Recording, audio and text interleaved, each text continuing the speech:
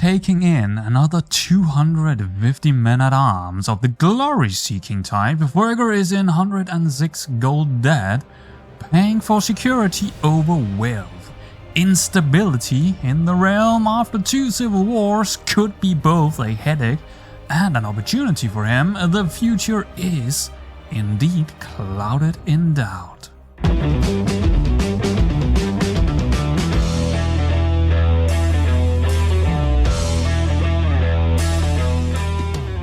On the other hand, having his new succession laws and testament in order have granted Ferger much peace in terms of his own house.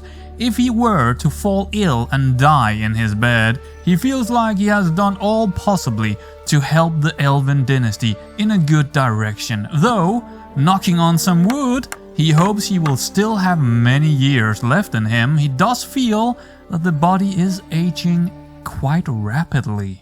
It will be a time for Ferger to take a seat in the soft, comfortable chair here back in Lübeck.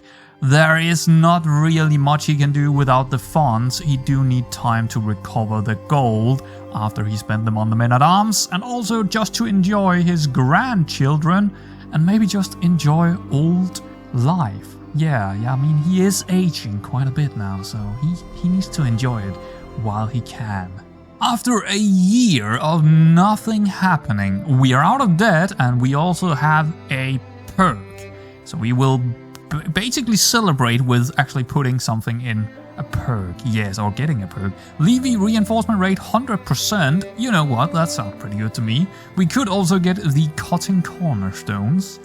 I don't plan on building anything right now. And I think, because I know that we have a call to war. So I think the Levy reinforcement rate is actually really solid right now. And what I'm talking about is, if we move out here, I haven't checked up on what it actually is. We can check up on that, but we do have a call to war right here. It is King Ivar Aronside of Norway. So that's gonna be interesting. As we can see here, we are in 9 gold now, finally. We were in 108 minus. Took quite a while to get out of it. I think it took around a year, if I'm not mistaken. So we are in plus. Let's check out what war this is. It is against Sweden. Oh boy, oh boy. Well, we will accept. We don't know how the situation is, but I think Norway is probably bigger. No, actually Sweden is having more soldiers than Norway, but we will accept and probably help him out the best we can. Will we raise our armies completely? We'll see about that. But I will definitely accept it. Let's go in and check out the war here. Wow, sir. So Norway is actually the defender against Sweden. What are they trying to do? They are actually trying to get the entirety of Kingdom of Norway. Wow. That would actually be bad for us as well, because then we would lose our allied. That would be terrible news. Okay. I mean, let's see what we can do here. I am worried for Norway's sake that they might end up losing everything. But I'll raise the armies and I will see what I can do. Things are turning out to be really bad for Norway. I am helping them out as best as I can. We actually went really far north and trying to siege down some of Sweden's territories. But here's the fact. Poland joined in on the Swedish side, and so did Alba. Yep, the Duchy in Scotland, they have like 45k men now, or 41k. I don't see Norway winning this one, and they might end up being completely swallowed up by Sweden, which is interesting, but not great for us because we would be one ally down. But we will see, but for now it does look like it's gonna be a quite decisive loss for Norway. Duke or peasant, high or low, it does not matter. In the end, we are all mortal. I was reminded of this as I woke coughing in the early morning hours, a dull ache pounding through my head and throat.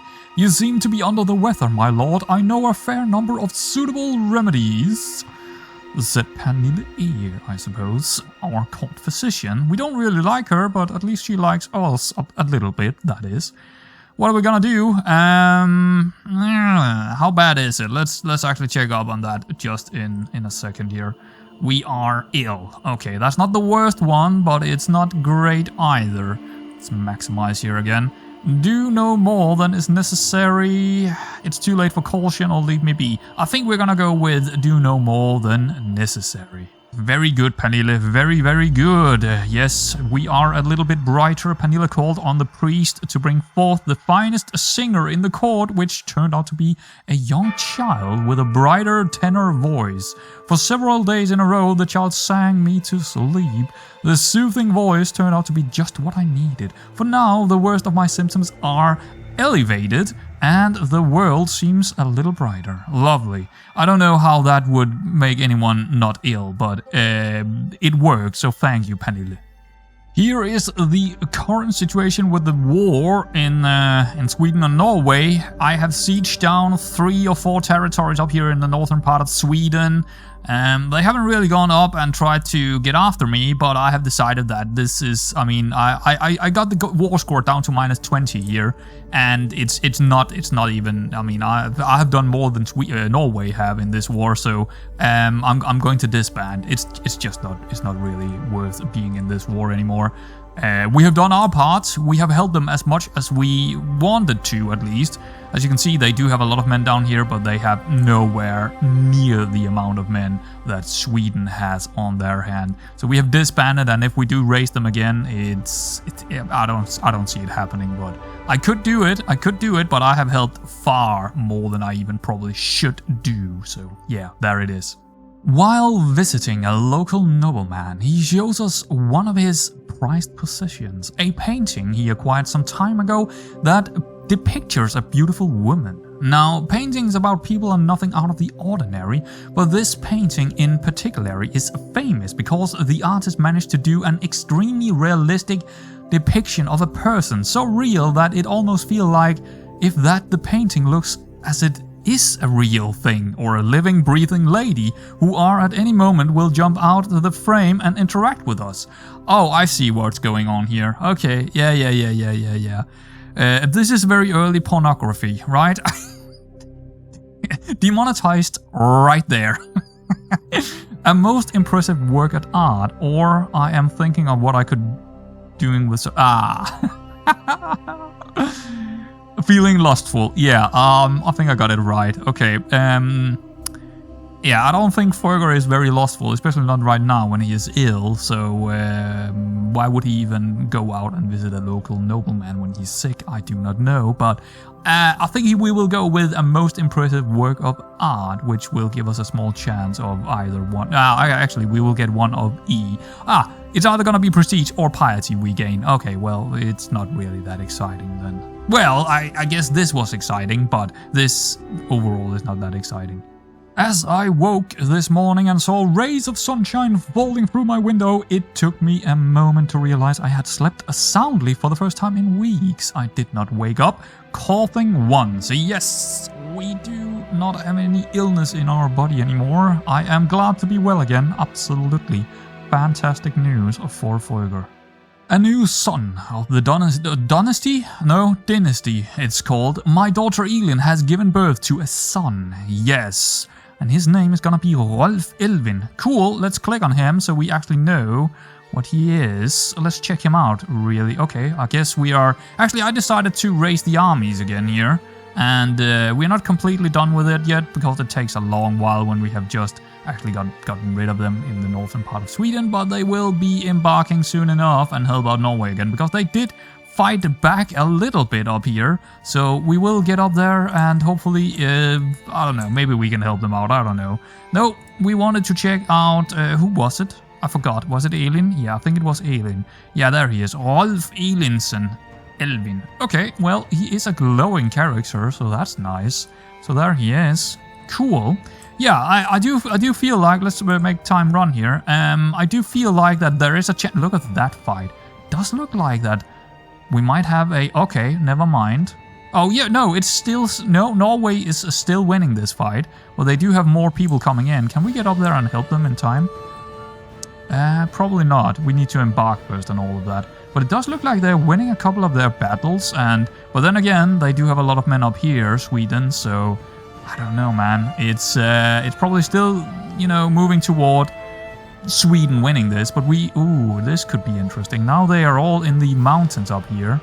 And if they fight on their home territory in the mountains, there is a very good chance that they could win this. Let's move our armies with Norway up here and see if we can beat Sweden a couple of times. Because, as you know, as I've told you a couple of times, we do play with mods that are making the battles a lot more decisive. So all of a sudden, Sweden might have lost a lot of men. Well, they have lost over 10k men. We have lost only, I think, around... what was it? 3k maybe? 2k? I think we've lost around 2k men, which is not a whole lot compared to that 10k. Look at that. Another battle here. It looks like we might win this one as well if these guys comes in there. Yeah, I think it will be Norway's victory again here. Interesting. Well, things are turning around for Norway, it seems, and I will join up with them here. Yep. Maybe we won't catch them this time around, or maybe we will because there are more enemies coming in. Oh, wait, hold on. Can we, like, attach ourselves? Yes, let's attach ourselves to Kingdom of Norway here. Let's make sure that we are moving ahead. But yeah, I'll come back if there's anything really interesting happening here in this war. I think it's off. I think the big battle is on here, and we are joining up with that battle. It's gonna be a big one here in the mountains, and hopefully we can win it. Hopefully Norway will. Ooh, well, that was unexpected. You have died. All right. Oh no. Oh no. Okay, Duke Ferger of Holstein rests in the arms of the Lord. At the age of 67, he died of old age. Alright, well, what can we do about that, I suppose? An interrated diplomat. Really? An interrated diplomat? There was no argument he could not peacefully resolve. I guess that's true. We were fairly peaceful, but we did take a lot of territories through peaceful agreements, right? Duke Horik ascended to the throne, a gentle and compassionate soul. Okay, well, we need to look into him. The vassals will surely thrive under Horik's reign. Yeah, so we are, of course, still at war and all that, and it does also look like we have one too many domain limits, or over the domain limit here. But yeah, we will actually have to go in to show titles as well. So we haven't lost anyone, and we haven't. We can edit the testament here, but there is nothing real to edit because we got all the titles. So there was not really anything to do in here. But here is actually why you could do it with this mod, and oh, we can play as a random child as well. Okay, I didn't know the mod could do that as well. All right, that's cool. And show lineage. Ah, so we can see. Ah, that's pretty cool, right? That's pretty cool. So we can see who was coming before us. And I guess we can only see back to Countess Åse here. We can't see Toge for some reason, but fair enough. So, let's... I have already paused the game, because there is probably a lot that we need to do now. But let's just continue as Duke Horik. And yeah, there is gonna be a lot of things for us to take care of. Back in Lübeck, everyone important was gathering in the council hall to receive the bad news of Röger's death. Most of them were in shock of the news, but this was no time for sorrow. That would come later. This meeting was called by Bishop Övar, who had a copy of Röger's testament, who read the testament to the family and court. A couple of hours later, Horik and Övar was still debating the testament. A lot of the family, they were agreeing with Röger's decision and the testament, but Horik, he wasn't all that sure about it. It was maybe not the right thing to do, letting women be granted titles so soon after his father's department from this world. He didn't really know about it, and Övar, he definitely argued against it as it could anger the Catholic Church, putting Holstein and the Danes in bad favor with the Pope as well. The next day, Horik had finally made up his mind and called for another meeting. I will honor my father's wish, as you all accepted me as the solo heir. You never questioned it, so who am I to question the rest? Family above all, Horik said. It was easy to see the crowd's smiles and uplifted faces, even in a time of death. Röger had indeed been a great man and will likely be remembered for a very long time for his controversial but great decisions. Horik then called in every one of them, well, one by one. The first one was Gry of Röger's daughter Elvin, who he called out and said, I grant you the county of Vorbasse. Elin Vorgesdatter Elvin, you are granted a county of Ditmarsken. Åse Vorgesdatter Elvin, you are granted county of Volgestved. Well, I can say that made life easier for our new player here. Not at all. Horig is actually gonna have a tough time, as we can also see by the goal of our income here. 4.8 in minus, where before we had like 4 in plus, while still at, we are still in war with Norway. No, we are fighting with Norway against Sweden. But we do have a lot of empty council positionings. We do have Jakob in here, of course we also have Övar as our, basically the only 2 in our council right now, also with our, our princess, Runa Børgesdatter. Yes, we are actually married to the princess of Denmark, which is kind of interesting. So we do have a couple of claims up there through her, but we'll see how that goes. But we are down to 2 domain holdings, which means, yeah, we are not very strong. I think Startup will start increasing its goal, because I think it's only down there because of the above domain limit we had before, and we haven't really continued the game. So we will get some income from it soon enough. But first off, let's check out the empty council positionings. We do need a new councillor, and I guess we will appoint some of the guys, some of our sisters and brothers to be on our council. I think that's only fair, right? Should we have our brother Eskil here as the councillor? I think so. Yes, we know that he's a murderer, but yeah, I think he is a wise choice. Do we like him? We do actually like him, and he likes us a lot. I think it's a very, very good councillor to have. So we will appoint him again. Let's check out our steward. We do have Countess Tekla, who was actually appointed before. I don't know why we lost her. Again, do we like her? We do kind of like her, and she do kind of like us. And she is fairly good. 23 in stewardship. So yes, we will appoint another vassal. Now we only have 1 position left, unless we want to get rid of Jakub. So there will be some of our new vassals not very happy. Oh boy, yeah, well, here we go. So we do have, how many vassals left? 1, 2, 3, 4 vassals, and only 1 positioning. Oh, yeah, I mean, what can we do about that? I don't know. So, who is the best one for this positioning? It's probably this guy, Mayor Severin, who is actually only a baron. I don't think we'll go with him, just because he's only a baron. What about moving Eskil down to, I don't know, he got 21. So who are we missing here? We do miss Gry and Frenne. I think Frenne needs to be in this council, doesn't he? He do have a lot of men. So do Gry.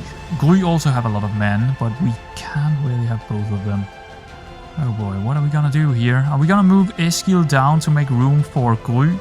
Or are we gonna go by Frenne? He is the player here as well. I think it makes more sense, because he is the oldest member of our dynasty right now. We will appoint Frenne as the spy master. Yeah. Now, we do actually still have a really, really good council. Also because they like us, right? We are not in a position where we are hated or anything, so people will scheme against us. Not really. We could get rid of Jakub here. Do we have another one that would be better suited? The only one I was actually thinking about was probably Gry. She's not much of a fighter, is she? She's not really that well suited for this position. I think we just have to manage Gry a little bit. She likes us a lot, so it doesn't really matter too much that she's not on there. But, it is a small thing. It is a small thing. So there we go. The council is pretty much how we could have hoped for it to be, at least as good as it goes. Oh, we're not promoting culture. We do have a couple of places where we could promote culture, don't we? No, we actually finished everywhere except from here. Volgestved is not Danish, it's Polabian. I do not know why. What about down here? Okay, well, increase it there then. Sure, thank you kindly. Is there anything else we need to do? It looks like we have full control.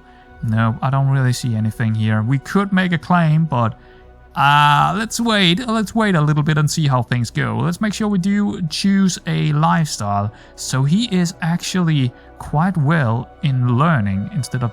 I didn't know that he was in here. 30% experience. Oh, really? What kind of... he's an astute intellectual. He's gregarious, he's fickle and compassionate. Alright. Well, I will talk more about him later on, but right now let's just make sure we are going into learning here and probably choosing something. What are we going down into? Scholar. All right, I guess that's okay. We could be a scholar.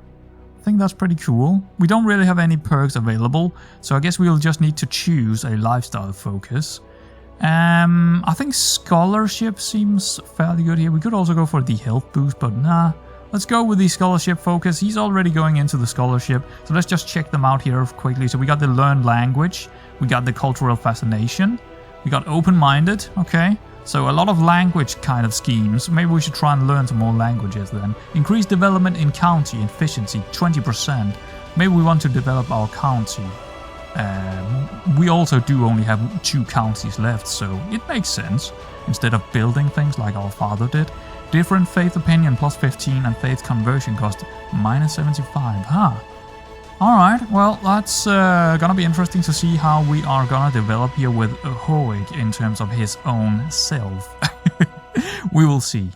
Back in Norway and Sweden, it does look like Norway is finally... It does look like it's going their way now. We have a lot of occupied counties, especially with our help early on, with these territories up here being kind of sieged down. They might win this. Who knows? Who knows what's gonna happen? I mean, it does look like that the Swedish armies are also sieging down a couple of places in Norway. But yeah, very exciting war here. And I believe Gry is actually also getting her own army up and joining in. That's interesting. That's gonna be interesting. Yeah, I'm worried what will happen with all these vassals, you know, our family members. Because they could, I mean, they can't really war against each other because our crown authority is, what is it called? High crown authority. So they can't actually, unless they have a hook on us, they can't actually wage any wars against each other, which is perfect, of course. Not that I thought they actually would directly, but they could do it. But yeah, we'll see how that goes. And right now we are just waiting for this war to be over, and then we can hopefully figure out where we're gonna go from there with Horig.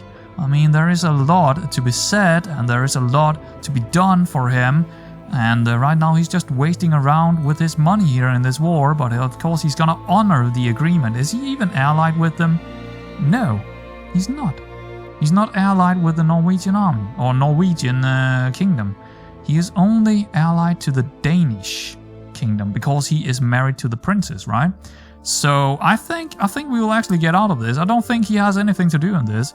He will try and find a place where he can disband the army because he don't really want to be in it. He don't want to be in it. We're gonna move up here, I think. We can probably disband up there. Let's make sure we are not moving by sea. There we go. So yeah, he will go up there and actually disband, and then we can probably take it from there. One of the first things Horig had to do as a new ruler was to go to his liege down in Franconia and pay his homage. Yes, hail the emperor, and we gain a bit of renown. And Pierre, who is the emperor, yes,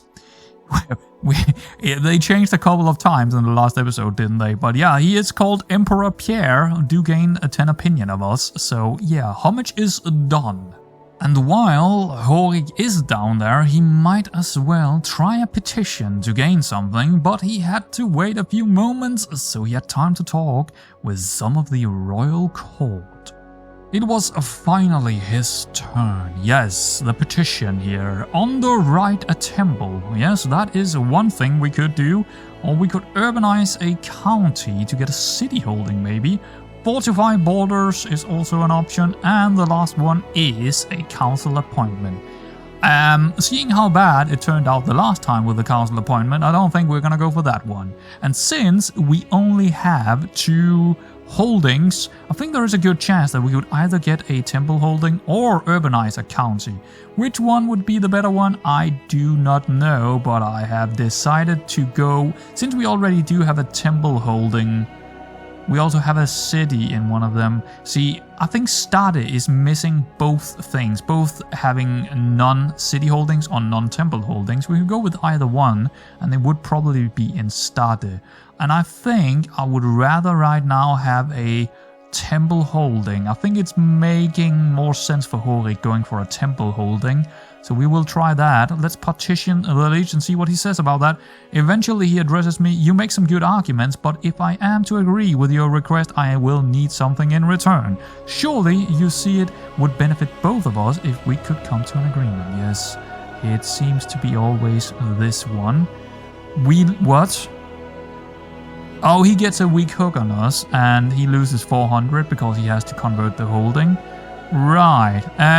Yeah, I'm okay with him getting a weak hook on us. I don't really see what he can use that weak hook for, unless we were a murderer like our like our brother, or he had any kind of. Yeah, I don't really see what he can use that for right now, so I'm gonna accept. I think it's a fair offer and I will accept it. And it is indeed in Stade that we do have a new holding coming up now. It is called Barony of Cuxhaven. I don't like that name at all. What are we gonna rename it to? I don't know, but I will probably figure that one out. Or Horik will probably figure that one out. But yeah, I don't think that sounds very Danish at all, and I do believe we're gonna go with the same theme of finding something a little bit more Danish for that name. But anyway, that is really nice. It's gonna take 5 years, of course, to complete it, and we won't abort it. We will absolutely wait for it to be completed. But yeah, that is a nice little addition to the Stade county here, with a new temple getting built. There is still a lot to do for Horik in the aftermath of his father's death. But for now, he will contemplate on the important things. His wife, of course, beautiful as she is, he hoped that death will bring life, as that is the natural order of things, and she will hopefully bring him some more sons and daughters to the dynasty. And he will be happy about it. And we will absolutely take a deeper dive into who Horik is, but that will be in the next episode, as this one is coming to an end. I really hope you enjoyed this one. If you did, leave a like and I will catch you in the next one.